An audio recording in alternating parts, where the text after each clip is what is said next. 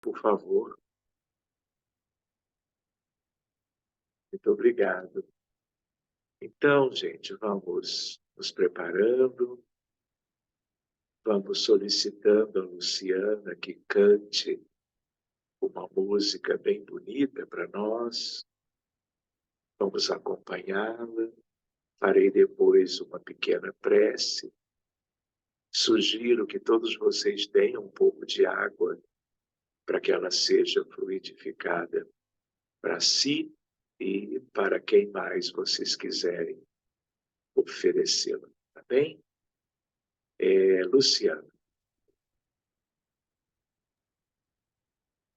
E então ele veio e disse: já é hora de seguir, e indicou um caminho tortuoso, mostrou as pedras e os espinhos. E quando viu que o medo assolava os nossos corações, nos fez olhar o sol atrás dos montes, só disse: confiei, vão. E então viemos, porque ninguém resiste ao seu chamado. Voltamos à terra, mãe, que nos abriga por seu amor. Haveremos de amar.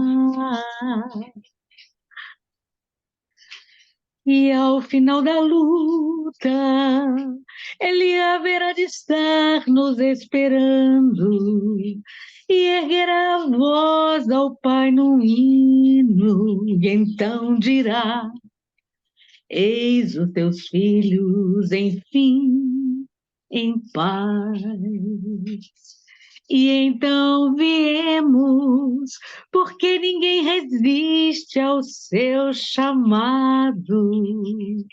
Voltamos à terra, mãe, que nos abriga por seu amor. Haveremos de amar. E ao final da luta, ele haverá de estar nos esperando e erguerá a voz ao Pai no hino. Então dirá: eis os teus filhos, enfim, em paz. E então viemos, porque ninguém resiste ao seu chamado. Porque ninguém resiste ao seu chamado, chamado, chamado. Que assim seja. Muito obrigado, Luciana, por essa música tão bonita, abrindo o nosso encontro esta noite, reverenciando o nosso Mestre Jesus. E nós, então, mantendo os nossos compromissos de estudo, de trabalho, vamos agradecendo a todos esses espíritos amigos que continuam nos incentivando a uma dedicação pessoal cada vez mais própria diante dos compromissos assumidos em favor de nós mesmos e da humanidade.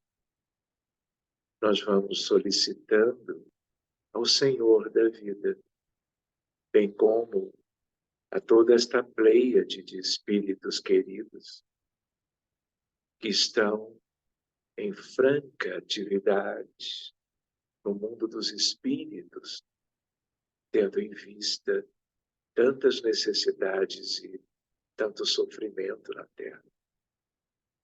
Que a nossa vibração, as nossas energias, os nossos fluidos, possamos entregar a Jesus, a Maria de Nazaré, aos apóstolos, a José da Galileia, a João Batista, aos discípulos e a todos mais próximos a nós, familiares, benfeitores, para que tudo realize em favor da diminuição do sofrimento que temos hoje no mundo inteiro. Que durante a nossa reunião de estudo, mantenhamos a nossa postura de doação incondicional de qualquer elemento vivo e, como filhos de Deus, tenhamos conosco, para que não os guardemos e sejamos os primeiros a depositá-los nas divinas mãos destes amigos das esferas superiores e nas tuas, Jesus, beneficiando em seguida os carentes, os necessitados e aflitos.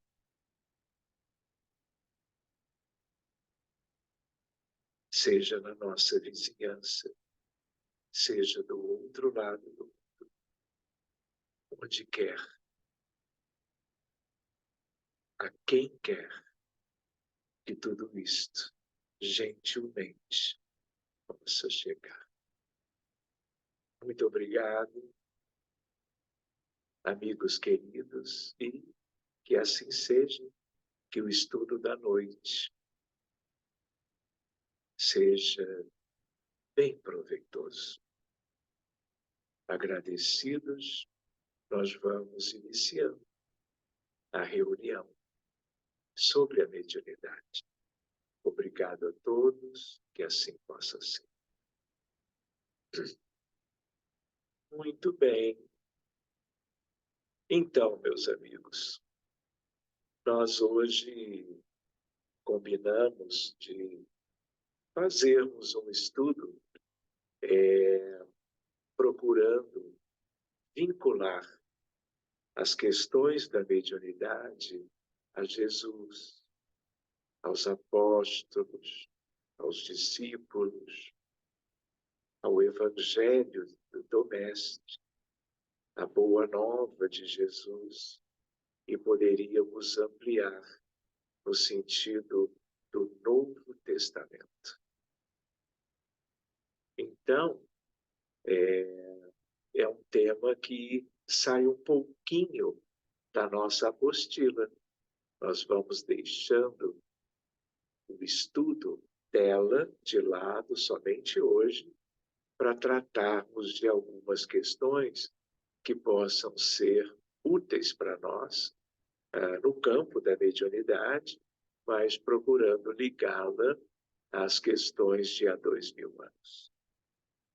Então, eu gostaria de perguntar, vocês teriam algo que vocês gostariam de questionar antes, ou eu posso ir fazendo algumas considerações nesse sentido?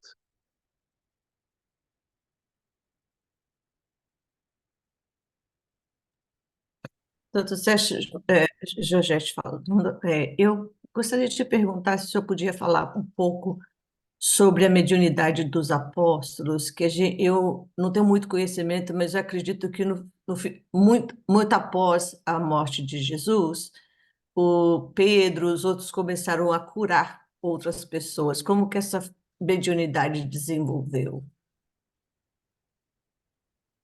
Muito bem. Esse é um bom começo, viu, Georgette? uma primeira ideia, eu queria lembrar, Mônica Loureiro, seu microfone. Isso, obrigado. Eu queria lembrar que, de certo modo, todos os apóstolos eram médiuns. Eu queria lembrar, ao mesmo tempo, que apesar de ter parecido que naquela época Jesus foi como que encontrando um, encontrando o outro, numa atividade qualquer, por exemplo, Pedro, não é? Como pescador. Na verdade, todos eles eram espíritos de uma condição muito elevada. Eles não eram aqueles homens comuns que nós poderíamos pensar que eles fossem. Eles eram, mas no sentido de que, apesar de viverem naquela sociedade, cada um com uma atividade, nós tivemos um cobrador de impostos, não é? Pescador, tivemos pessoas diferentes, o mais letrado deles era exatamente Judas Iscariotes. Mas todos eles eram médiuns. Além de serem como que convidados, espiritualmente falando, do próprio Cristo. Eles não apareceram, de repente, à frente ou ao lado de Jesus e para que Jesus os chamasse para comporem o colégio apostólico. Diante da importância do que estava para acontecer, e aconteceu, porque Jesus foi quem planejou isso tudo, ele sabia com quem estaria lidando, tanto no sentido das facilidades, como no sentido das eventuais dificuldades. Porque eles também, uma vez reencarnados, eles eram humanos. Eles tinham a vestimenta física que, de certo modo, dificulta um pouco a percepção da realidade por qualquer um, pelas limitações impostas pelo corpo material. Então, você se referiu a uma ideia deles curando os enfermos. Então, eles eram, alguns deles mais do que outros, médiuns de cura, médiuns curadores. E nós já vimos antes, ou vocês vão lembrar, que os médiuns de cura são médiuns, antes de tudo, e são médiuns de efeitos físicos. Se nós buscamos o livro dos médiuns, nós vamos ter a ideia que já vimos outras vezes aqui, médiuns de efeitos intelectuais e médiuns de efeitos físicos. E dentre os de efeitos físicos, sempre contando com o fluido vital, o ectoplasma deles, é um dos principais exemplos da mediunidade de efeitos físicos, a mediunidade de cura. Reforçando, livro dos médiuns. Então, eu não me lembro, por exemplo, se comentamos isto aqui ou foi num outro grupo, né? Há um episódio lindo que talvez pudéssemos rever ou simplesmente trazer à tona, é a ideia de que, numa determinada ocasião, na Porta Formosa de Jerusalém, era exatamente um domingo, eles eram todos de origem judaica, não é? E eles iam, não é? Pedro e João, na sinagoga. para fazerem parte daquele culto e encontram um paralítico na entrada. Lembram disso? De tal maneira que naquela altura Jesus já havia partido, já tinha vivido o drama do Calvário, já tinha se mostrado a Maria de Magdala em primeira ocasião e depois aos apóstolos, sobretudo na estrada para Damasco. Mas aquele que era o paralítico pedia esmola, lembram? E aí então ele olha nos olhos de Pedro e de João também, mas sobretudo de Pedro, que era um pouco mais velho. E aí, com aquele olhar súplice, Pedro olha para ele, não é? E fica muito mobilizado. Mas Pedro e João, como todos os apóstolos, eles eram pessoas humildes também, sem recursos. E aí, então, com toda uma compaixão pelo paralítico, ele se dirige a quem estava solicitando uma esmola e diz algo mais ou menos assim: não tenho nem ouro nem prata, mas o que eu tenho, isto eu te dou. E aí ele, de uma maneira muito veemente, ele diz ao paralítico: em nome de Jesus Cristo, levanta-te e anda. Vocês imaginem uma cena assim. Aquilo ali é a formação de um par. Assim como nós temos um par entre um médico e um paciente, claro, pensando numa relação médico-paciente de qualidade. Existem pares entre terapeutas e pacientes. E naquela altura se estabelece um encontro memorável. E Pedro tem um gesto de imposição de mãos, e em seguida o paralítico sente algo completamente inusitado, como uma força que ele nunca tinha tido. Aquilo parece revirar as entranhas daquele na Porta Formosa do Templo de Jerusalém. Ele sente vontade de se levantar, levanta, esboça os primeiros passos, percebe que um milagre, entre aspas, claro, se deu ali através de João e de Pedro, e sai saltitante, entra no templo e vai como que agradecer a Deus que agora ele podia andar. Então você lembrou, não é, o quanto eles trabalharam durante muitos anos, não é, na cura. Então eles eram médiuns. Então é importante lembrar que esses médiuns, eles não são formados de improviso. No fundo, nenhum médium é. Pode parecer que sim, numa visão um pouquinho mais estreita, um pouquinho mais superficial da nossa parte.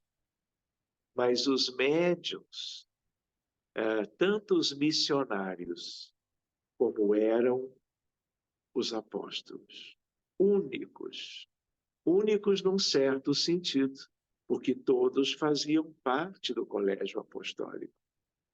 Era uma família de espíritos de uma condição extraordinária que Jesus havia reunido. Médiuns comuns não são missionários.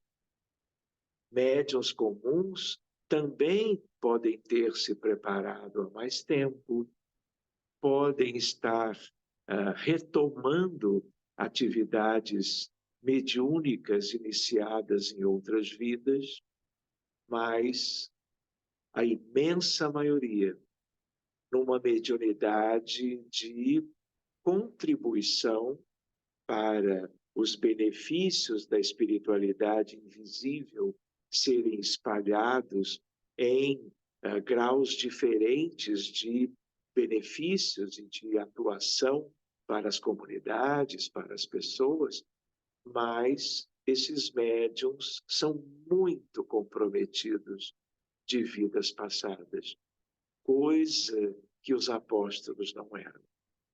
Nenhum deles. De tal maneira que os médiuns de hoje, os aprendizes que somos, ou aqueles que já trabalham há algum tempo, estão com a ferramenta da mediunidade para irem saldando as suas enormes dívidas kármicas, espirituais, morais, contraídas ao longo dos milênios. Então, isso é um aspecto. Os médiuns são tarefeiros, não missionários. Salvo, claro, algumas exceções, dentre as quais algumas delas vocês lembrariam imediatamente, né? Graças a Deus. Então, uma questão interessante é a ideia de que em vários momentos das narrativas evangélicas ficava claro a mediunidade destes apóstolos enquanto Jesus estava com eles, ainda corporificado, visível e tangível, na companhia não só dos apóstolos, mas dos seus familiares, dos amigos, dos convivas, de um modo geral, e de uma maneira maravilhosa, numa das expressões mais extraordinárias, vamos dizer, do messianato de Jesus, quando ele encontrava as multidões. Pessoas carentes, aflitas,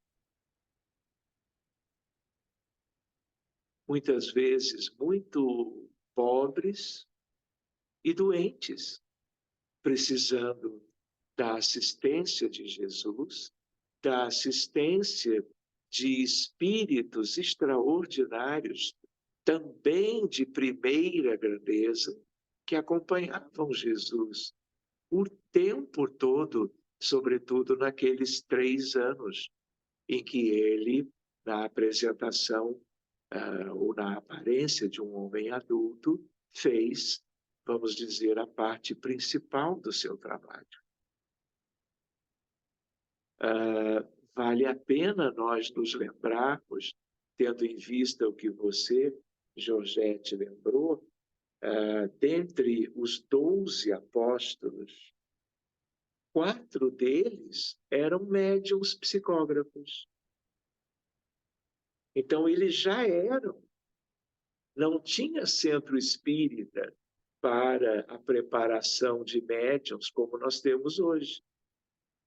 A preparação deles era histórica, era algo inerente à evolução espiritual deles, porque eles eram médiuns missionários e não médiuns comuns, como a imensa maioria no movimento espírita e fora dele, em qualquer lugar do mundo.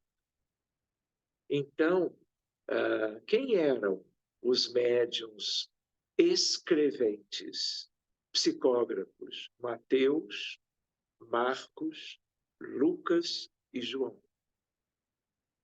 E quando eles, muito tempo depois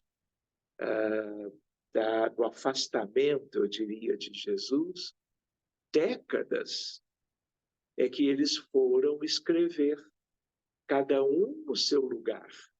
Cada um vivia numa região diferente da Judeia, da Galileia, de Jerusalém, de tal maneira que eles tinham por incrível que pareça, talvez vocês não tenham ou não tivessem essa ideia.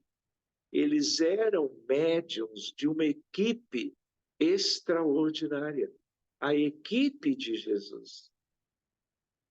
E Jesus administrando tudo aquilo, porque se Jesus não estivesse diretamente presente, sem ser notado objetivamente, corria-se o risco de perda de conteúdos, de tudo aquilo que os 4 evangelistas tinham como missão psicográfica deixar como um legado extraordinário sobre tudo de mais importante da vida de Jesus quando esteve corporificado na Terra. Então, vocês se recordam, ele ficou muito pouco tempo e ele fez coisas prodigiosas. A maioria do que ele fez não chegaram a ser conhecidas, mas grande parte, exatamente por causa da condição psicográfica dos 4, ficaram para sempre como que fazendo parte do cristianismo primitivo e do Novo Testamento. Para quê? Para que ao longo dos séculos e dos milênios, não é? Nós tivéssemos em idiomas diferentes, próprios daquela época e depois passados para todos os idiomas que a humanidade conheceu até hoje, para que Jesus estivesse, de uma maneira ou de outra, acessível aos que tivessem interesse de conhecer a boa nova do Senhor da vida. Isso existe até hoje. Mateus, Marcos, Lucas e João. Vale a pena nós nos lembrarmos que esses 4 evangelhos, cada um escreveu o seu, sem um saber do outro. E se você analisa Mateus, Marcos e Lucas, eles são chamados de evangelhos concordantes, evangelhos sinóticos. E é impressionante. Jaissara,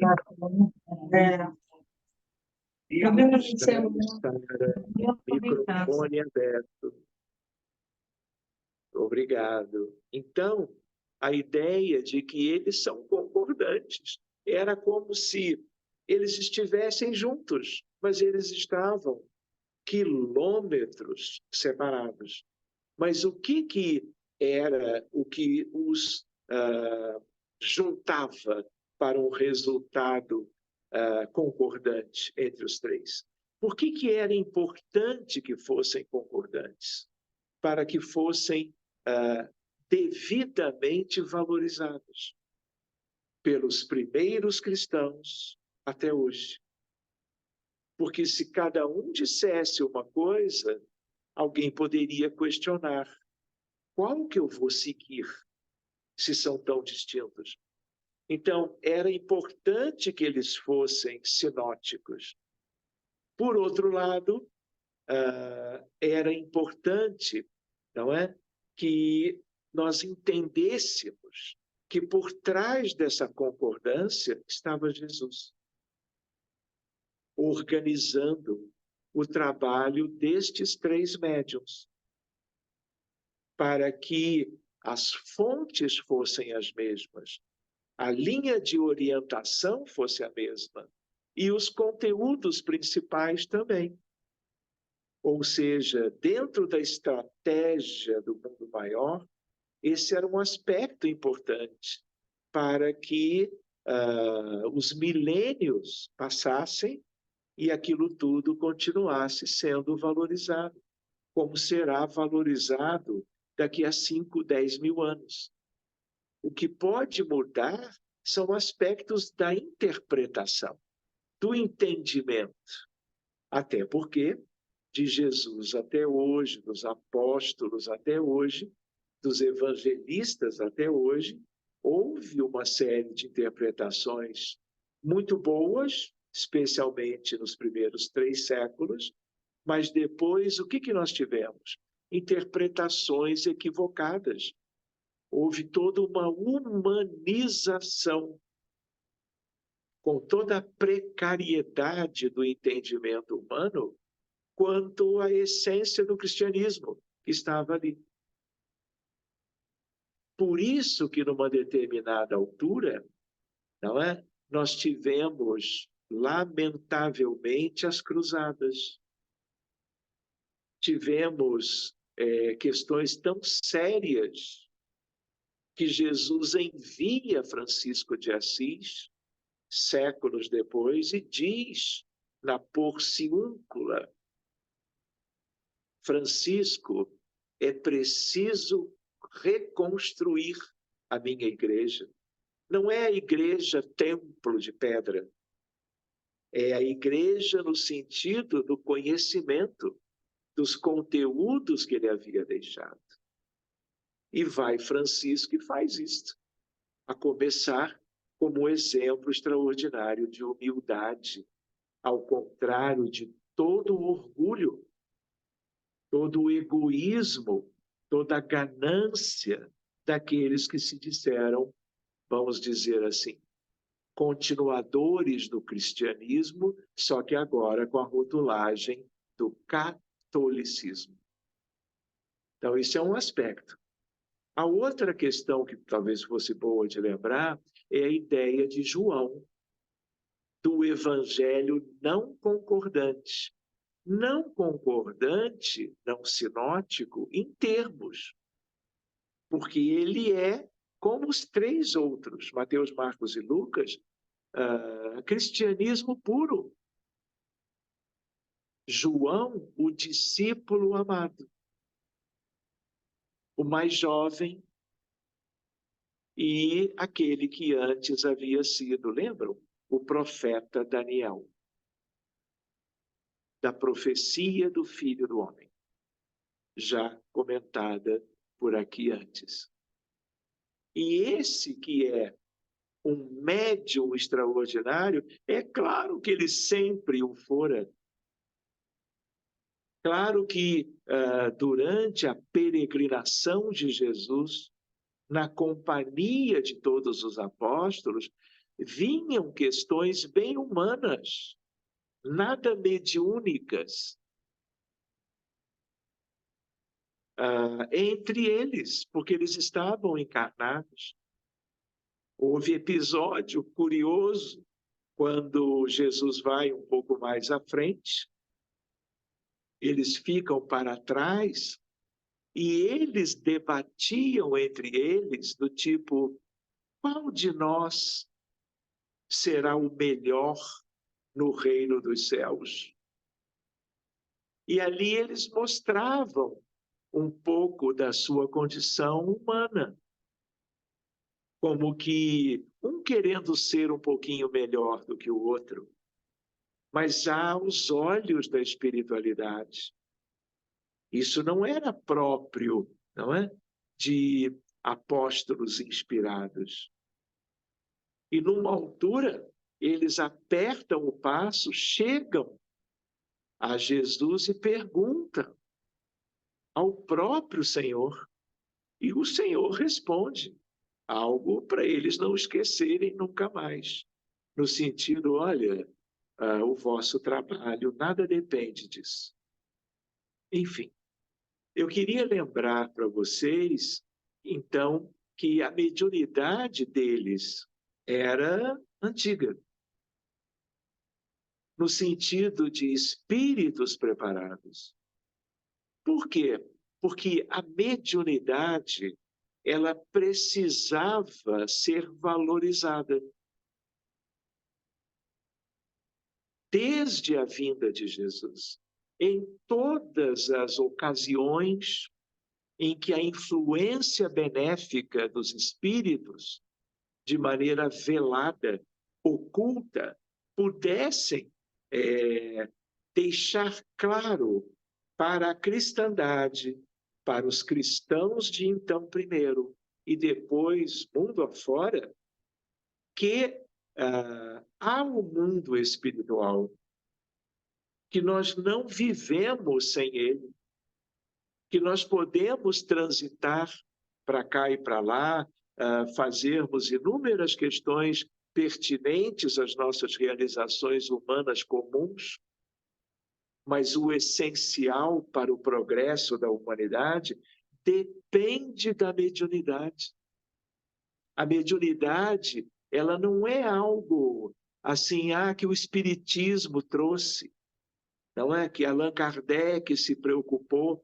Por que ele se preocupou? Até porque ele conheceu a falange do Espírito de verdade, que é Jesus, por causa das mesas girantes, por causa das médiuns muito jovens que o assessoraram, de tal maneira que a mediunidade sempre esteve ligada à doutrina espírita, desde os fenômenos de Hydesville com as irmãs Fox. Lembram disso? Então, mas nos tempos do cristianismo primitivo, quando Jesus estava, ele já trabalhava a questão da mediunidade, porque era preciso ressaltar para a humanidade, a começar pelos cristãos, que a mediunidade é relevante, é importantíssima. Nem tanto para as questões do aqui, do agora, das superficialidades das reuniões mediúnicas, mesmo sérias, dos tempos atuais. Não é isto. É algo muito maior do que isto. Então, por isso que os apóstolos eram médiuns.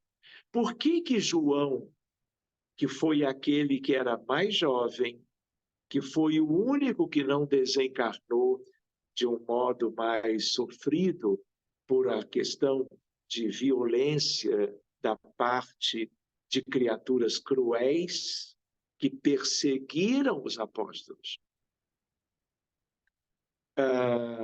Por que é ele médium?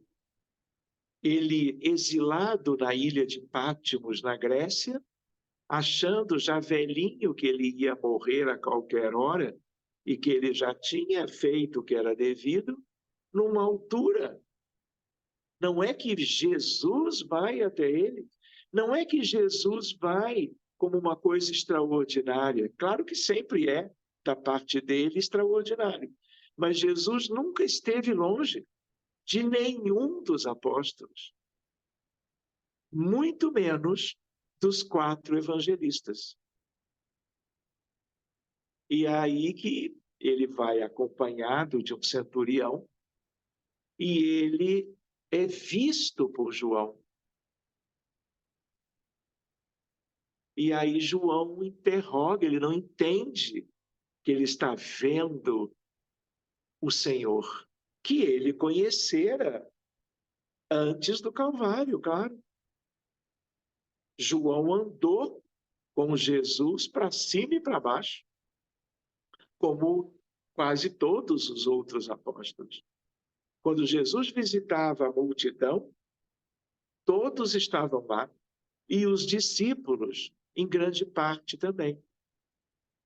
E aí, João, muito surpreso pela vidência, ele enxerga os 2 espíritos, Jesus e o outro que o acompanhava, e eles conversam psiquicamente,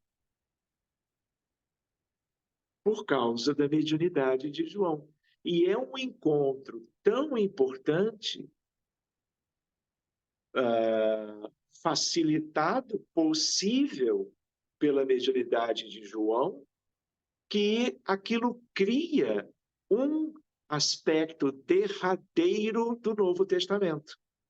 Qual foi o último livro a ser escrito que compõe o Novo Testamento como um todo? O Apocalipse de João. Jesus queria o novo livro.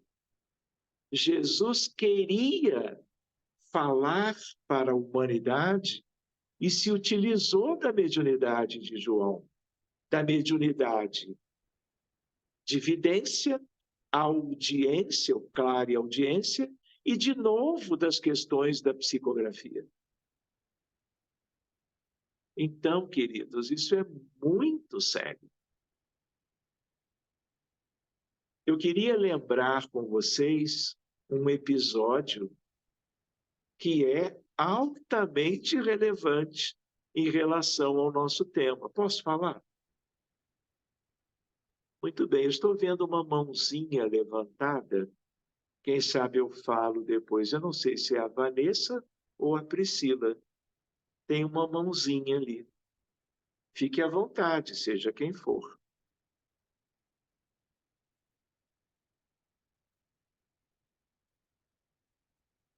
Então eu vou adiante, se a pessoa Bom, depois... ah, depois... não fui eu não, mas já que o senhor falou, eu posso tirar uma dúvida também? Claro, Priscila. Diga, doutora.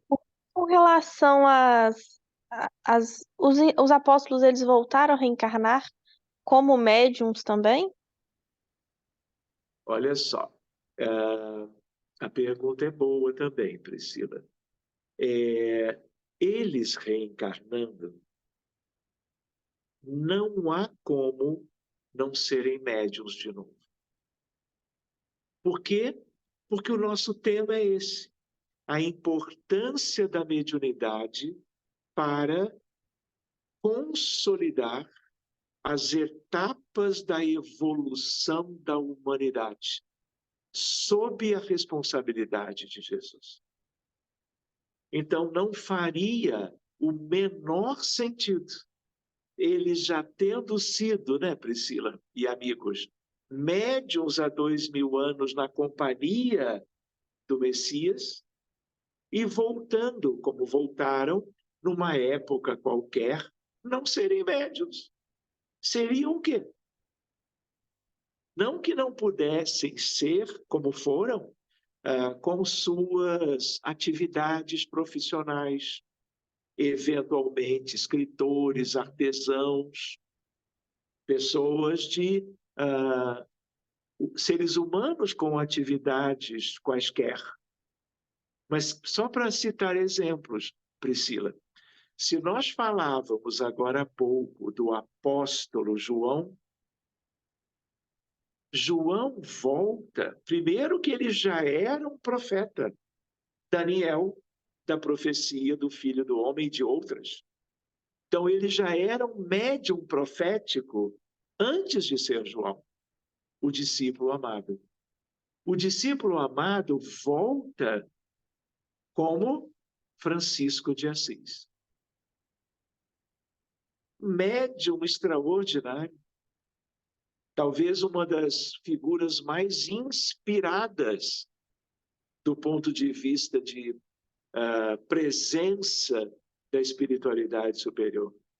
Tanto é, não é, que se revela um dos mais importantes missionários de Jesus. Jesus está na porciúncula ao lado de Maria e Francisco de Assis, perante o altar, ele vê os dois, Jesus e sua mãe, e Jesus na vidência de Francisco de Assis. Diz a Francisco, é preciso reconstruir a minha igreja. No primeiro momento, ele não entendeu, ele achou que era uma, vamos dizer, uma reconstrução física, mas não era, porque aquela igreja lá, ela estava muito em condições precárias do ponto de vista estrutural. Então, ele achou que era algo para se usar tijolos ou algo equivalente da época. Mas não era. É porque a igreja de Jesus, que estaria nela contida, ou deveria estar a base do cristianismo primitivo, e os 4 evangelhos, tudo aquilo já tinha sido distorcido, adulterado de uma maneira muito grave.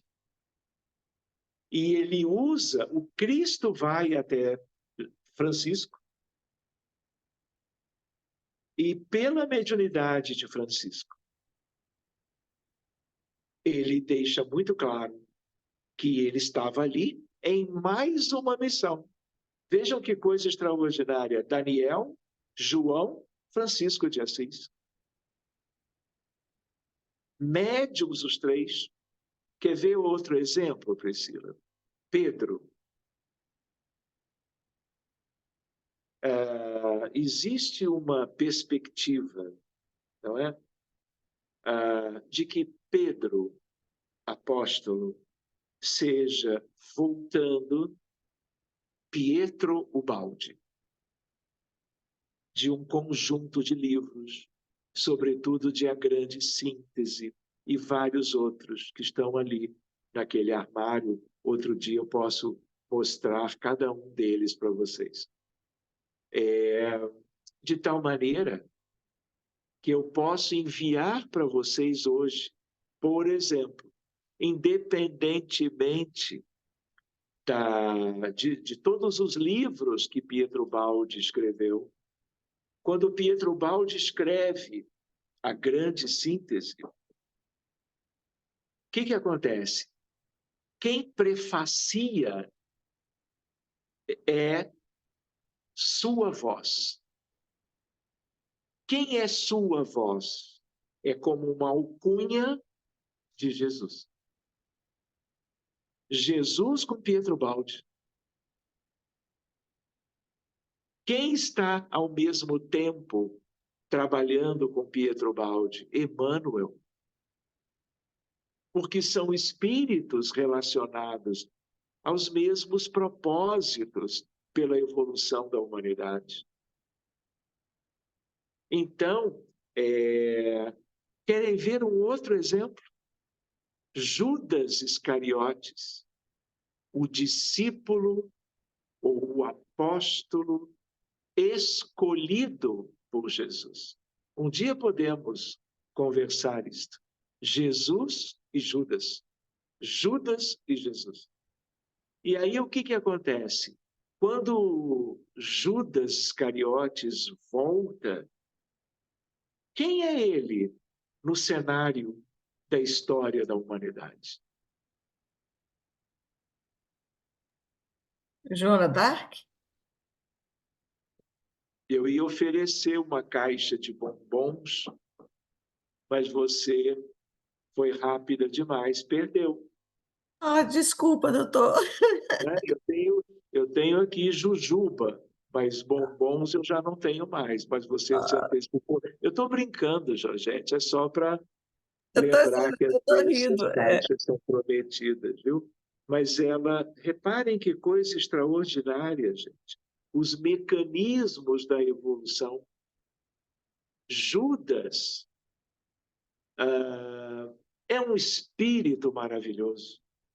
Já o era como Judas, mas se deixou confundir pelos interesses, por uma visão um pouco mais limitada, quando, como espírito encarnado, mesmo apóstolo, ele se deixou levar pelos interesses materiais daquela comunidade. Enfim, e aí ele acaba cometendo suicídio por enforcamento. Ele é resgatado e beneficiado por Maria de Nazaré, que cuida dele até que ele volta a uma condição maravilhosa. E aí, como a Georgette comentou, ele volta como Joana d'Arc. Não existiria nenhum outro espírito com o avanço psíquico, mediúnico e moral para desempenhar aquilo que foi a missão de Joana de França. Joana de França, não sei se vocês têm essa ideia, ela é, junto de São Luís, a mentora da França. Se você vai a Paris, vou brincar, recomendo para todo mundo, né? Quem já não foi, existe uma estátua numa das regiões mais bonitas da capital francesa, que é uma estátua dourada, ela a cavalo. E para os franceses, ela é como se fora para o Brasil o anjo Ismael. Só que são dois, Joana e São Luís, que está lá, aonde? Na codificação kardeciana. E aí, querem ver uma coisa que aqui já se comentou uma vez há mais tempo, creio? Allan Kardec veio trabalhar para que o espiritismo fosse devidamente elaborado.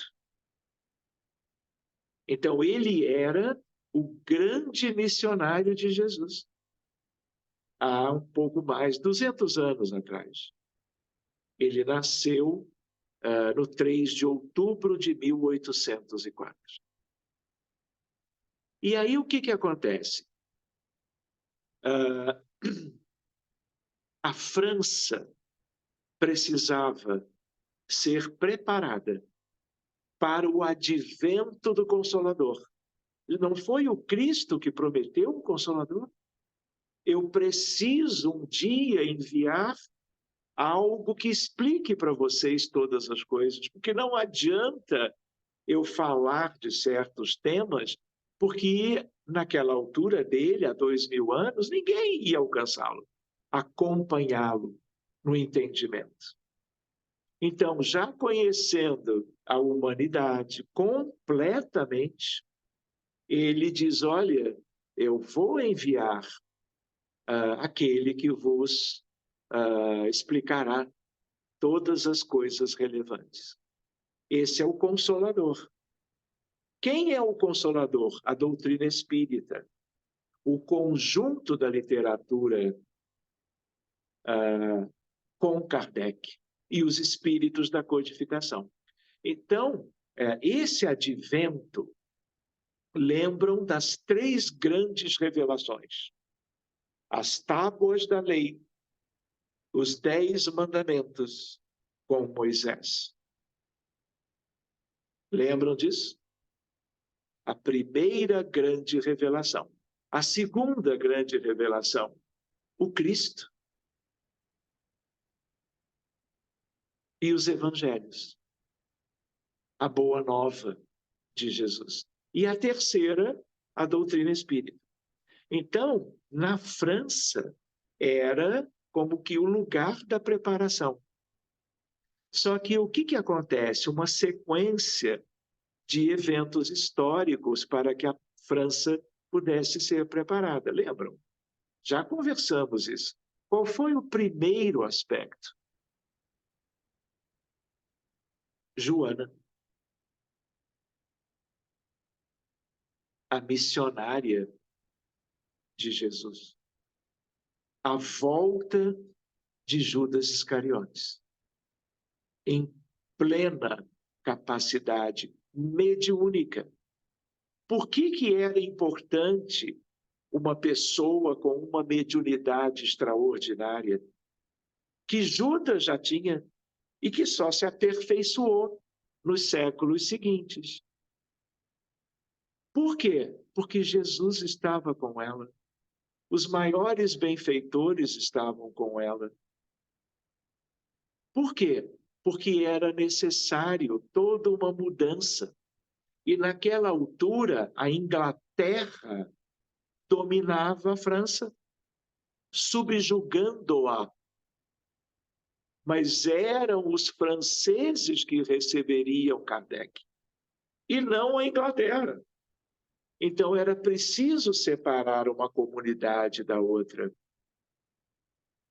E aí, quem que vem para fazer isso? Uma donzela, mas com uma mediunidade única. E ela, guerreira nesse sentido, ela nunca matou ninguém. A lâmina da espada de Joana jamais feriu qualquer soldado do lado da Inglaterra. Mas ela era uma estrategista. Nem era ela, era o conjunto dos espíritos que queriam ver, precisavam ver a França livre.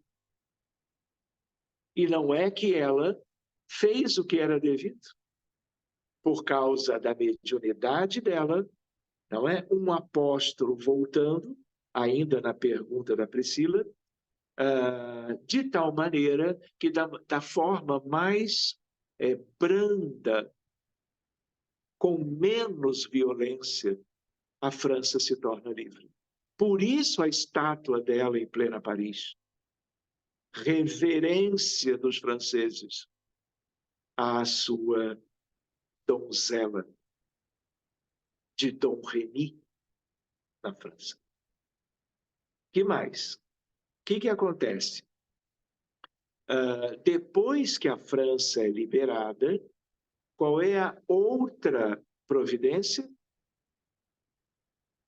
A reencarnação de espíritos de escola no campo da intelectualidade. E aí surge o iluminismo francês. Vieram os enciclopedistas, Diderot, Jean-Jacques Rousseau, D'Alembert e outros. E aí surge a enciclopédia. E aí é um processo de iluminação pelo conhecimento, que ilumina a intelectualidade de Paris e depois de toda a França. E qual foi a outra etapa antes de Kardec, para que então Kardec renascesse e fizesse todo o trabalho com aquelas médiuns, não é? As mesas girantes e outras que vieram auxiliá-lo depois. Há um episódio que é o episódio da Revolução Francesa. Lamentável, por um lado, porque acabou gerando toda uma violência por causa da guilhotina, por causa de grupos rivais. Lamentavelmente, não era para ter ocorrido isso. Mas a ideia qual era? A França vivia um período de reis e rainhas. Kardec não podia vir fazer o trabalho que estava previsto numa situação entre reis e rainhas. Então, a Revolução Francesa, ela, apesar do derramamento de sangue, ela trouxe uma outra libertação, trouxe a República Francesa. E aí Kardec pôde vir. Então, olha a importância de Joana.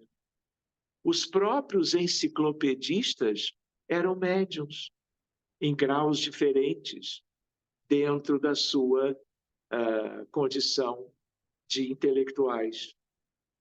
Enfim. Mas eu queria, talvez, já que são mais ou menos 8 horas, tem um episódio que nós temos que lembrar, não é? Voltando para Priscila, há outros exemplos, Priscila. Não só de João, de Pedro e de Joana d'Arc. Há um episódio narrado em Atos dos Apóstolos. Atos dos Apóstolos tem a ver com Lucas. Atos dos Apóstolos, na verdade, faz parte do Novo Testamento. O que é o Novo Testamento? Evangelhos de Mateus, Marcos, Lucas e João, as epístolas ou as cartas daqueles que as escreveram, Atos dos Apóstolos e Apocalipse de João. Voltando para o que nos interessa, num segundo capítulo do livro Atos, existe algo lindo, lindo, que eu vou até, porque eu separei, ler para vocês. Todo mundo lembra de uma coisa chamada Pentecostes. Foi algo tão maravilhoso nos tempos em que os apóstolos estavam encarnados. Era a providência mais magnífica de Jesus, no sentido de dizer, olha, prestem atenção no mundo espiritual. O mundo espiritual é importantíssimo para a evolução da humanidade, sobretudo, claro, para aqueles que vivem a vida física e que desprezaram isso tudo, se distanciaram da espiritualidade porque não souberam valorizá-la. Nos conteúdos dos evangelistas e em tudo mais que teve a ver com expressões mediúnicas de qualidade. Então, meus amigos, se vocês pegarem o livro Caminho, Verdade e Vida, da série de Emmanuel, de mensagens, que inclui Fonte Viva, Pão Nosso, Vinha de Luz e Ceifa de Luz, o item número 10, o nome do estudo chama-se Mediunidade. E olha o que Emmanuel vai ressaltar para nós. E nos últimos dias acontecerá, diz o Senhor, que do meu espírito derramarei sobre toda a carne. O espírito do Cristo. Sobre toda a carne, sobre toda a humanidade encarnada. Os vossos filhos e as vossas filhas profetizarão. Por que ele usa a profecia? Porque na época era o maior exemplo da mediunidade. Talvez o único melhor conhecido por eles. E continua, vossos mancebos terão visões e os vossos velhos sonharão sonhos. Sonhos no sentido da emancipação da alma, como está em Kardec, Livro dos Espíritos. Aonde está isso? Atos dos Apóstolos, item 2, 17. Agora vejam Emmanuel. No dia de Pentecostes, Jerusalém estava repleta de forasteiros. Filhos da Mesopotâmia, da Frígia, da Líbia, do Egito, cretenses, árabes, partos e romanos se aglomeravam na praça extensa quando os discípulos humildes do Nazareno anunciaram a boa nova, atendendo a cada grupo da multidão em seu idioma particular. Vejam isto. E viram quantas origens diferentes. Uma onda de surpresa e de alegria invadiu o espírito geral. Não faltaram os céticos no divino concerto. Divino concerto. Atribuindo à loucura e à embriaguez a revelação observada. Simão Pedro destaca-se e esclarece que se trata da luz prometida pelos céus à escuridão da carne. Atualizemos esse comentário. A presença dos benfeitores espirituais ao longo de toda a história da humanidade até hoje, porque a humanidade viveu e vive em completa ou quase completa escassez de luz ou escuridão. Desde esse dia, as claridades do Pentecostes, que era uma data consagrada à reunião deles,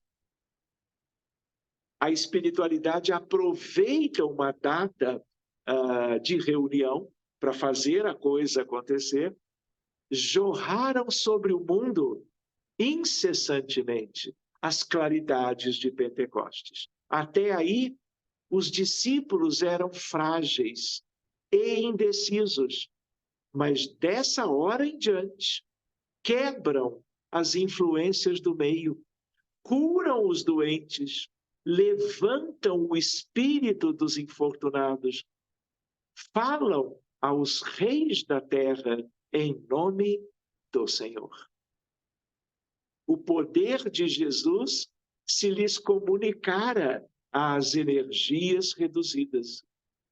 Estabelecera-se a era da mediunidade. Alicerce de todas as realizações do cristianismo através dos séculos. Contra o seu influxo, vejam isto, trabalham até hoje os prejuízos morais que avassalam os caminhos do homem. Mas é sobre a mediunidade, gloriosa luz dos céus, oferecida às criaturas no Pentecostes, que se edificam as construções espirituais de todas as comunidades sinceras da doutrina do Cristo. E é ainda ela que, dilatada dos apóstolos ao círculo de todos os homens, ressurge no espiritismo cristão como a alma imortal do cristianismo redivivo. Ponto, Emmanuel. Número 10, para vocês relerem, se quiserem, do livro Caminho, Verdade e Vida. Posso ir mais adiante um pouco ou já ficou cansativo?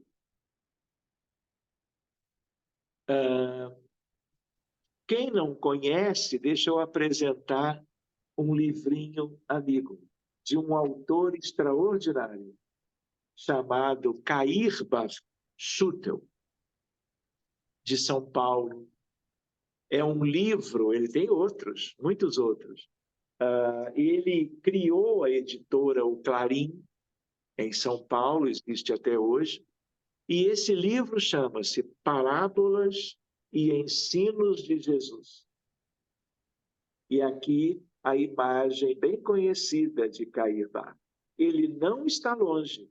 Aliás, ele não esteve longe ao longo do dia, não é? Só faltou ele dizer assim, olha, vai lá naquela página que eu acabei chegando, né?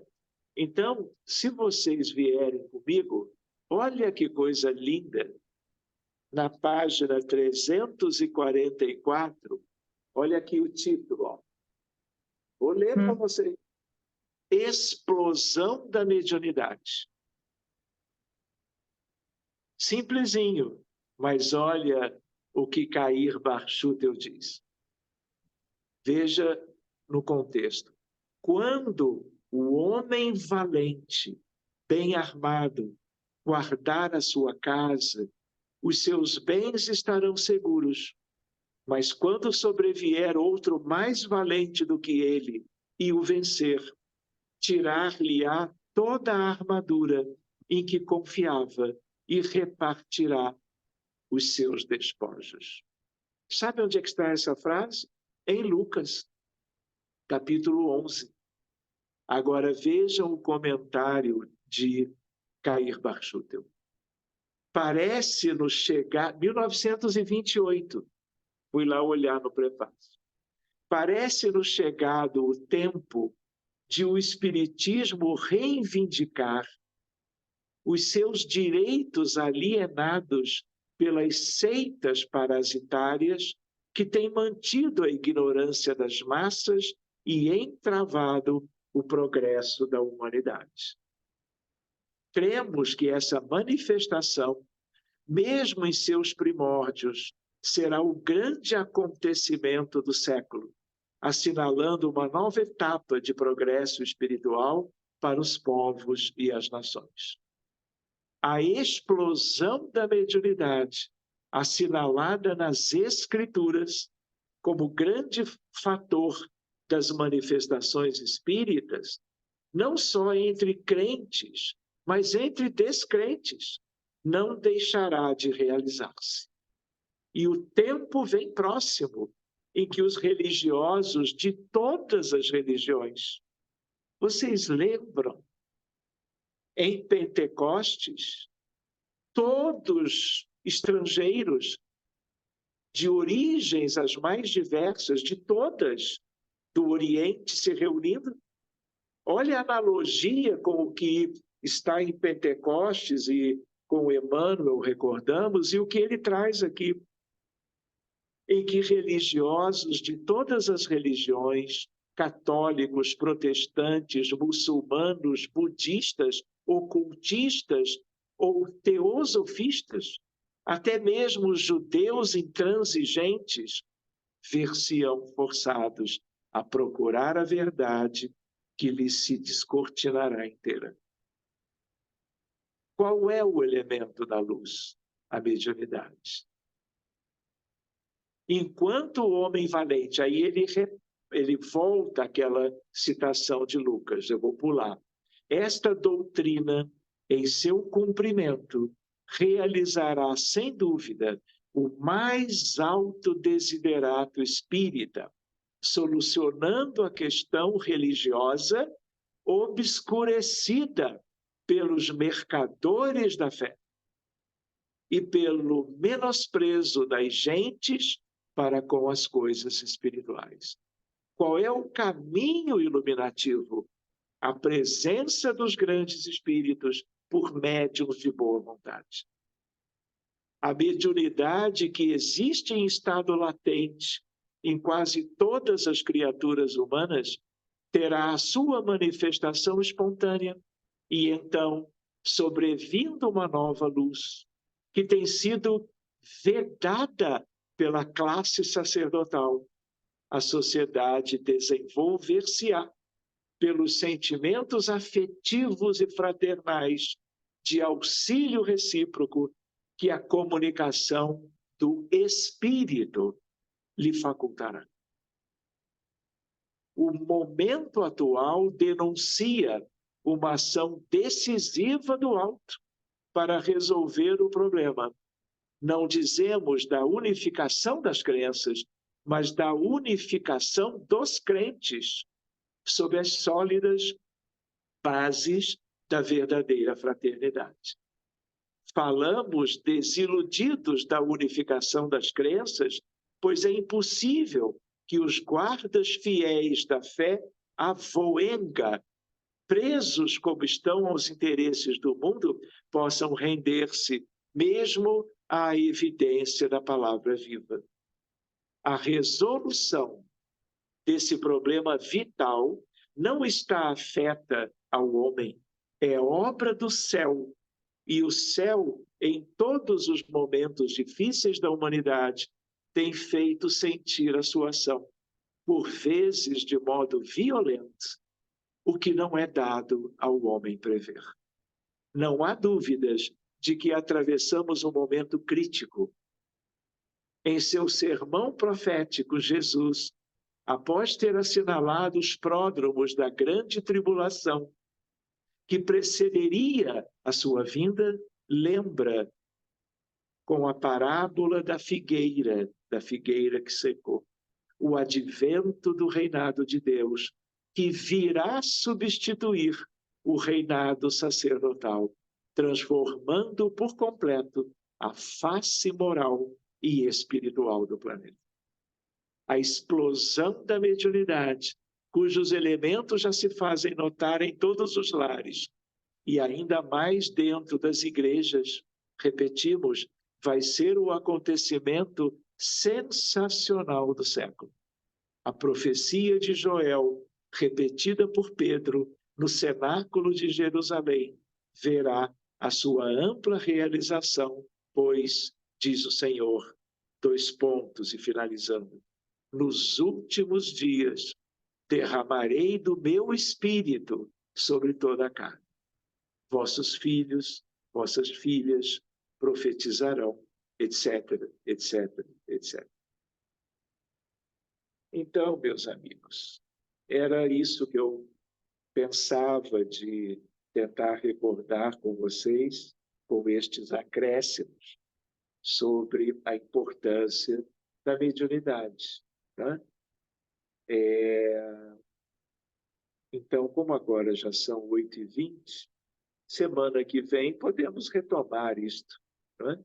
Mas quem sabe nós já vamos nos preparando para finalizarmos, quem sabe a Luciana canta para nós mais uma música e fazemos uma prece de conclusão. Pode ser?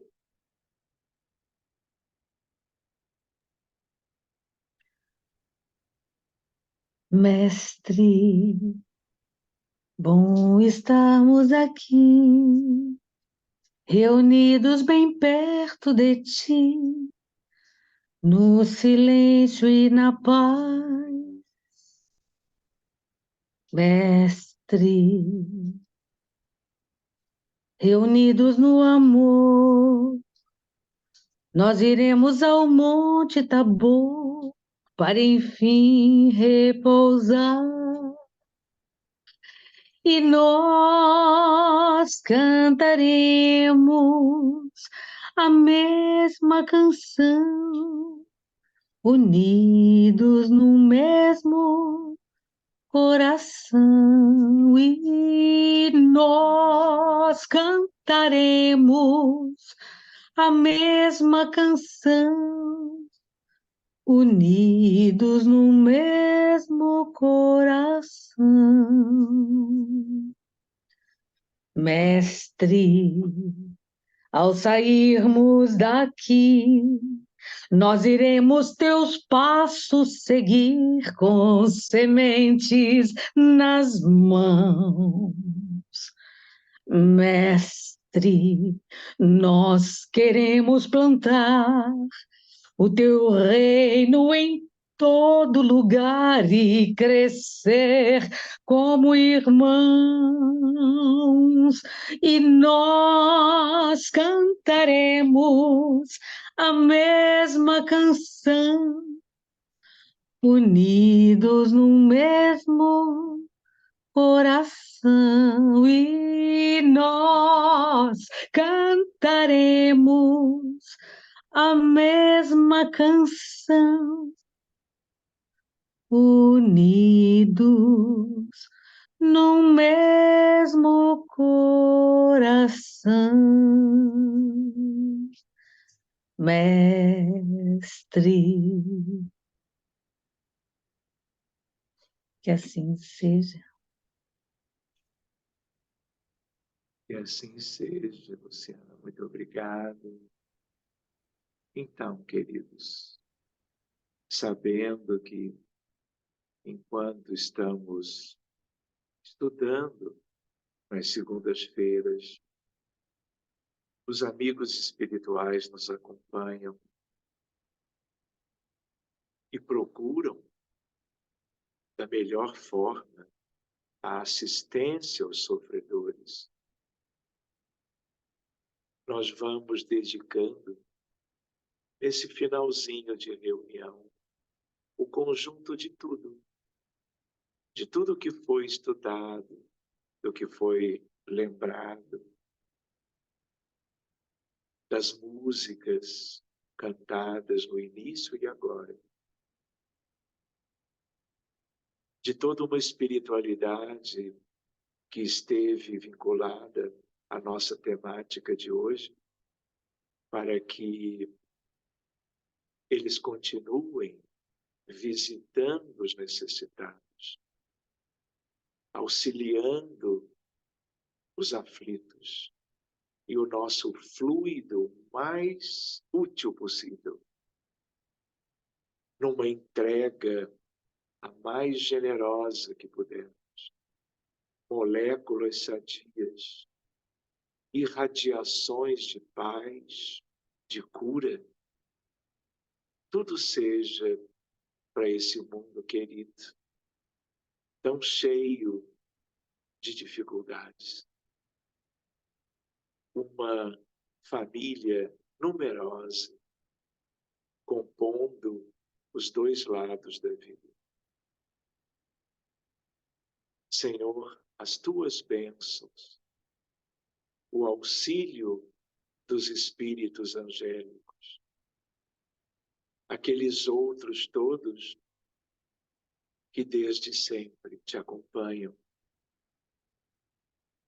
e continuam velando pelos necessitados,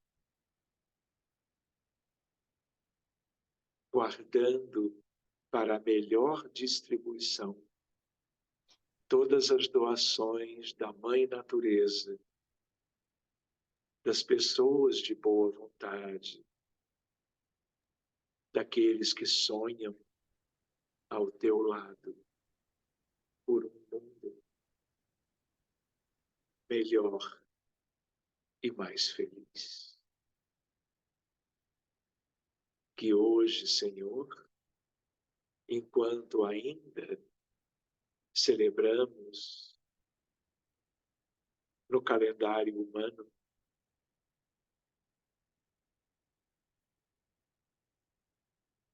a data de quando tu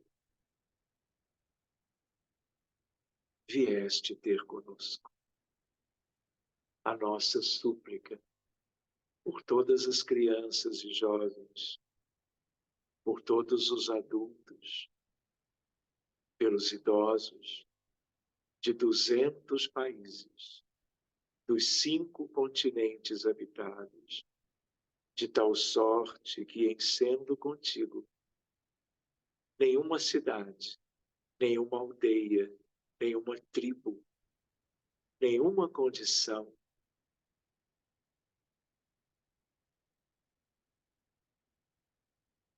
distribuída no planeta Terra deixe de ter a vossa assistência, o amparo divino e a presença dos teus mensageiros pelo progresso, pela evolução, pela redenção de toda a gente. Muito obrigado, amigos do céu e da terra, do Oriente e do Ocidente, do Norte, do Sul, pela oportunidade de sonharmos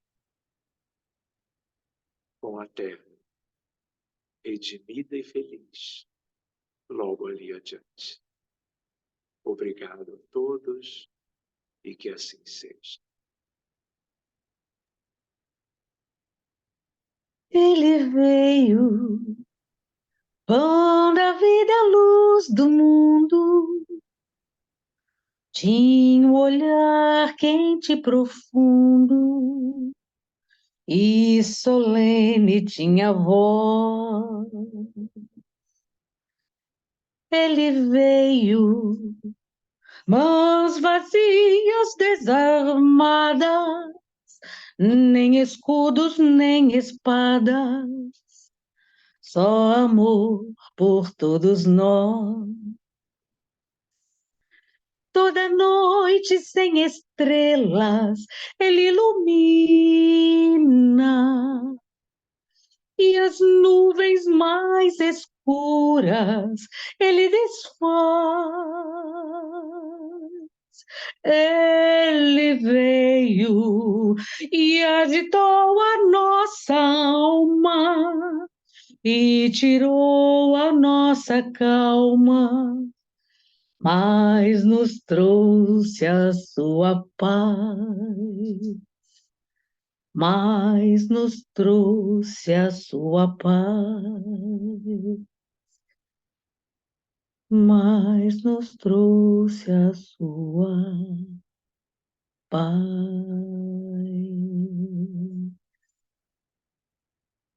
Que assim seja. Que assim seja, Luciana. Muito obrigado. Estão todos bem? Então, até meia-noite hoje?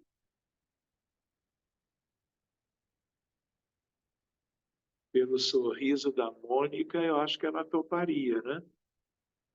O problema é que a Mônica mora nos Estados Unidos. Aqui são 8h30, lá são 6h30, meia-noite ia demorar muito. Para a Ariane, nem tanto, porque para ela já quase que chegou. Já passou? Já passou. Queridos, uma boa noite para vocês. Descansem, cuidem-se. E então, semana que vem, nós vamos ver, né, dia 1º de janeiro, como faremos a nossa reunião. Tá bom? Nós vamos combinar isso e escrever para vocês. Tá bem? Só queria lembrar que o tema de hoje é um tema inesgotável, né? E que nós vimos algumas coisas interessantes para irmos nos situando um pouquinho melhor com o tempo. Tá bom? Muito obrigado, boa noite para todo mundo. E para não Obrigado. perder o hábito, um Feliz Natal para vocês todos.